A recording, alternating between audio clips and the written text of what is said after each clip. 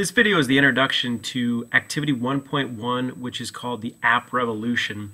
Left-hand side, make sure you click on where it says Lesson 1, Let's Create an App. And then once this page loads, I'm just going to close this for now so you can see the whole screen. A couple things to be aware of when you start the Activity 1.1, the App Revolution. Your essential questions will be the questions that will guide our understanding and our learning throughout this particular activity. In what ways does technology affect people's lives?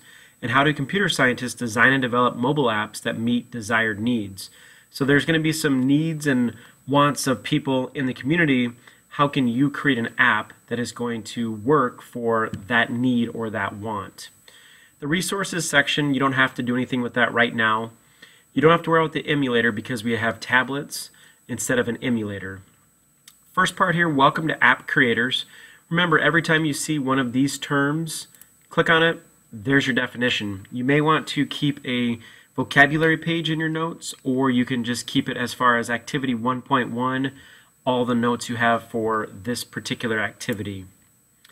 It does ask you to create a KWL chart, and the KWL chart is an ongoing chart that you're adding to. So the first column would be, what do you know about computer science? The W is, what do you want to know? And then the L is, what have you learned about computer science? So again, you can add to that along the quarter. This video, take the time to watch the videos. Pause the videos, rewatch the videos if you need to. They are very well done, and it shows you a lot of excellent information that you will need. Anytime you see PLTW Gateway Notebook Reflection, answer these questions right in your notes. Explore App Inventor. So the first part of Activity 1.1, you're going to go to the App Inventor website. Just click the hyperlink here. While that's loading, I'm going to come back to the directions and then click Create Apps. And the Create Apps button is right over here in the top right-hand corner. The first time you go to it, it's going to ask you to sign in with Google, connect your Google account. Very easy and very basic for what that looks like. The directions are right here step by step. Step number 3, click Start New Project. So I'm going to click on Projects. You would see this screen. There would be nothing in there because you haven't created any projects yet. So you would simply click on Start New Project right here.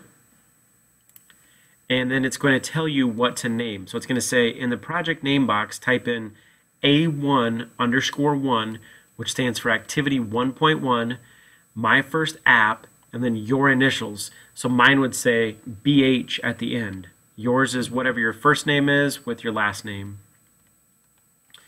It's going to then take you through how to understand what the App Inventor site looks like. So when you get into your first project, and I'll pull open a project here, it's broke down into 4 different columns. The first one is the palette.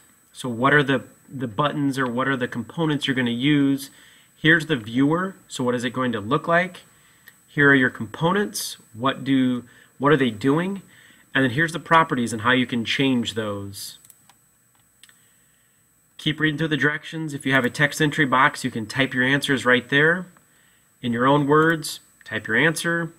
Here's how you drag over a button. Here's how you drag over a text box. You're doing all these steps right now. I'm just going to go forward a little bit to show you the next section here. When you get to step 8, you're then going to click on My Projects. I'm going to reload mine so I can see the other directions here real quick.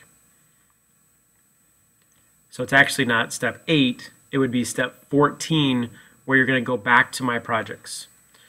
This step here, step number 15, says download the mystery app. So I'm going to click on it to download it, and on your Chrome box, you're going to then just leave it. So you're going to click it so it goes to your downloads, then you're going to close your downloads.